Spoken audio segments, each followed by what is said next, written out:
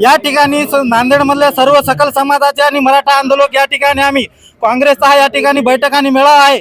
आम्ही या ठिकाणी काँग्रेसची मराठा समाजाचा ओबीसी मध्ये समावेश करावा यासाठी आपली भूमिका काय आहे, काँग्रेस पक्षाची भूमिका काय आहे हा जबाब विचारण्यासाठी या ठिकाणी काँग्रेसचे महाराष्ट्र राज्याचे अध्यक्ष या ठिकाणी आलेले आहेत। त्यांना आम्ही जबाब विचारायला आलो होतो। या ठिकाणी शहरचे डीएसपी साहेब नायक साहेब यांनी आम्हाला अगोदर थांबवलं होतं। त्यांना विनंती केल्याच्या नंतर त्यांनी आम्हाला प्रोग्राम ठिकाणी घेऊन आम्ही त्या ठिकाणी त्यांना रीतसर लेखी स्वरूपाचं या ठिकाणी निवेदन दिलेलं आहे आणि त्यांना या आमच्या निवेदनावर त्यांचं काय म्हणणं आहे, मराठा समाजाच्या आरक्षणाबद्दल ओबीसी मध्ये समावेश करण्याच्या भूमिकेबद्दल काँग्रेसची भूमिका काय आहे हे त्या ठिकाणी स्पष्ट करावी अशी आम्ही विनंती केली आहे।